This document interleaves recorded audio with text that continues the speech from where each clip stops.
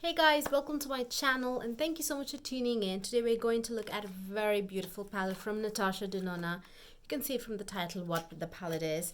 This is the Sunrise palette. This is brand new. This is her summer 2019 palette, and yeah, this palette kind of stole everybody's hearts. Really, people were going crazy, me included. It looks stunning, guys. The pictures were just so fabulous. The swatches looked really rich and still delicate. There was a lot of rich colors, still some delicate duochrome shades were there, and I was really interested in getting it. So I got it. So this is a medium-sized palette, but not a full-size palette, not her regular full-size palette where you do get 15 shades here. So I guess it is a full-size palette. Yeah, let's call it a full-size palette, but the quantity in each pan, usually you get 2 grams of product. That's what she, maybe a little over 2 grams, but in this palette there are 15 shades and the total weight is 19.25 grams, which, so you kind of get a little over a gram of product in each pan. 1 gram of product, I would not consider that like a full size. Again, it's not a mini size. This is the third palette that I bought this summer that carries 1 gram of product. Maybe it's like a business trend, I don't know, but this is the third one. The Huda Beauty's Neon also has 1 gram. I guess it always carried 1 gram. What's the other one? Melt Impulsive Palette, 1 gram of product. So anyways, let's check what else. It's cruelty free. Natasha Denona's brand is cruelty free and it's paraben free and it's made in Italy. And this is a list of ingredients, the back of the box. The box itself looks really beautiful, guys. And then what else?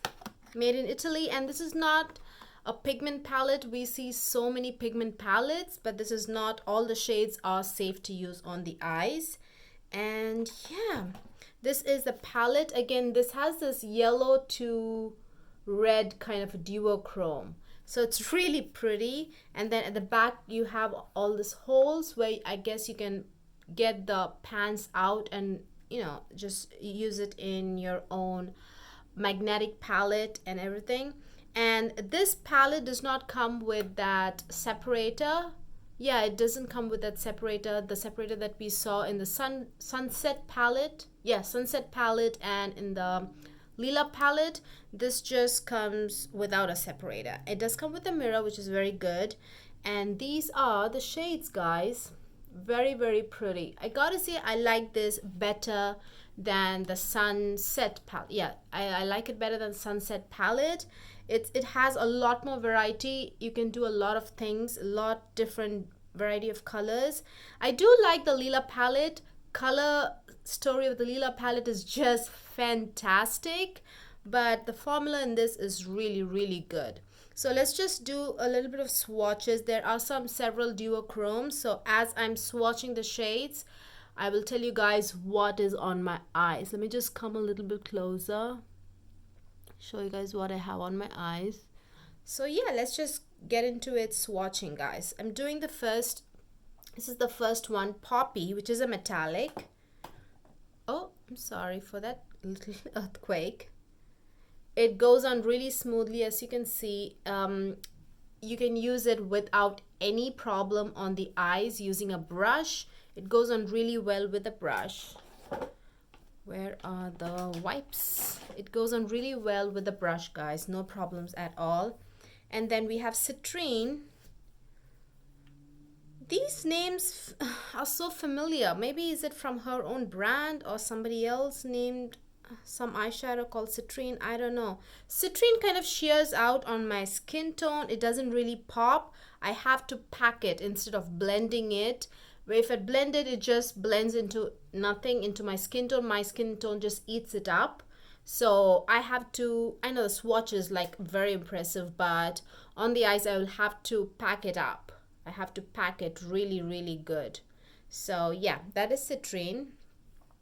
And then we have Phlox. Phlox is more red toned. Again, you can see the difference. It's more purple and this is more red. Yeah. Again, very good formula. These two have the very exact same formula, just different colors. Very beautiful.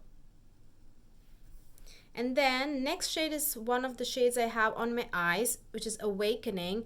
Awakening is a duochrome. It looks so, oh god, it looks so delicate and so pretty. This is the shade I have in the inner 1/3 of my eyelids, and then right next to it I have a purple shade. I was very curious to see if this shade, I don't know if you can see the duochrome. Oh yeah, you can see that rosy tone and then this purple tone here. It's a beautiful duochrome, guys. So yeah, the next shade is Laurel. Laurel again is kind of like a champagne peach shade, guys. It's really pretty. That is the shade I have as my inner corner highlight. So that is Laurel. Laurel looks very pretty. It has this iridescence glow to it. Very beautiful formula. And then let's do Aster. Aster is the shade I have right next to Awakening. Just right the shade, just right there. I don't know if you can see that pop of bluish purple. I was very curious to see if these two shades applied next to each other, will they look different? And they do. I don't know if you can see. They do look quite different. You can see that pop of purple, at least in person. I can see the pop of purple. And while this shade, Awakening, looks kind of very muted rose shade. It's a very pretty shade. This is kind of on the sheerer side. All the metallics that we've seen thus far, they're all really opaque, one swipe pigmentation. This is kind of on the sheerer side. But it's not flaky, it's not like chunky, it's really smooth, but it's on the sheerer side. Then Glory is a purple shade. This is the shade I have on my outer V actually. In the lower lash line I have a different shade which looks very similar to this in the pan, but they are so different. They are so different. So that is Glory. Again, it blends very beautifully. And yeah, that is Glory. And then next is Azalea. Azalea? Now Azalea is a trouble, it gave me a little trouble. It's pretty flaky and it definitely needs a sticky base. Without sticky base, it's just flaky and it's a little hard to control. Again, this is a duochrome that, you know, gold to pink kind of a shift. But this is flaky. All the other shades are very extremely smooth, but that is quite a flaky shade and you need something sticky to control that and to get that even pigmentation. So yes. And then we have Morgan. Morgan is a pastel orange, like a creamsicle shade, which actually I have on my eyelids, but I don't know if you can see it. I have another like an orangish red, orangish, like a turmeric and orange combined kind of a shade just right there. And then here, I don't know if you can see, I have this shade here just there, like a pastel. This is a good shade, good formula. It really shows up, as you can see, it really shows up on my skin. And again, since it's a lighter shade, just blending into my skin doesn't really work. I will have to pack it, just pack it, and the pigmentation shows up and it just blends as you pack it on your eyelid. There's no problems at all with blending. And then we have Agate. Agate is a really pale gold shade, which again, very smooth pigmentation. Now, maybe you could even use it as a highlighter. Again, this and this shade, this peachy gold, they kind of have a glow to them. It kind of are like muted, but they have a glow. So I feel they might make really good highlighters too. I haven't tried them on the cheeks, but I'm really curious to see how they are. Now, Clove is a shade that I thought might be very close to this purple matte shade. But they are so different, guys. I don't know if you can see. This is the Clove is the shade I have on my lower lash line here. And this is the shade I have in the outer V. Look at how different they are. This is so darker and this is so brighter. They're so different. I was so impressed by how similar they look in the pan, but so different, you guys. Very, very, very pretty. Really good, really well thought out. Then this is Carnelian. Carnelian, how do you say that word? Is that a flower or is that, what is that? This is really pigmented, just stunning, just like a ginger and orange. Not ginger, wait, what am I saying? A turmeric and orange, maybe even ginger, I don't know. Turmeric and orange color had a baby. It's like just intense. Now this is the yellow for my skin tone, not this. This is good, but this is the one which just looks fabulous on me. Just so happy.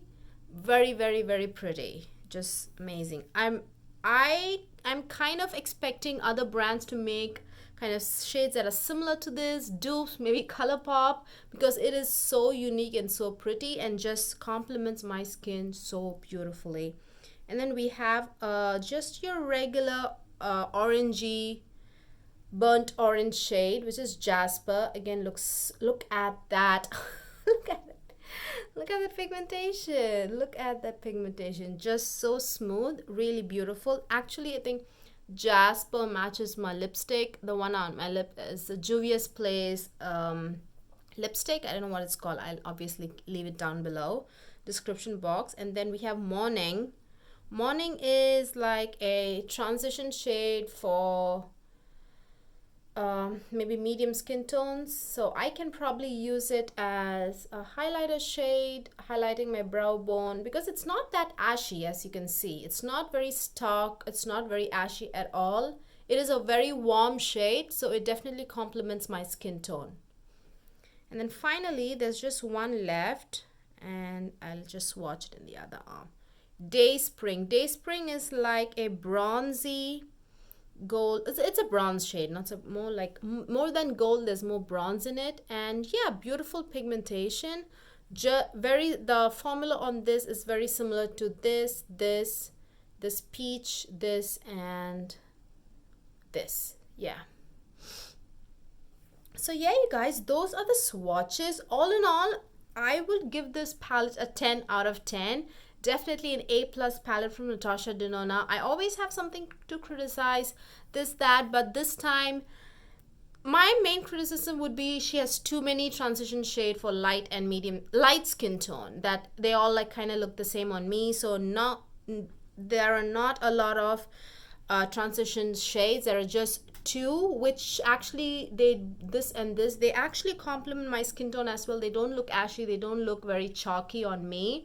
And then lots of beautiful shimmers, and then there are darker mattes as well. I'm so happy. This shade I can definitely use as in just right there, in just above my crease, to give that definition.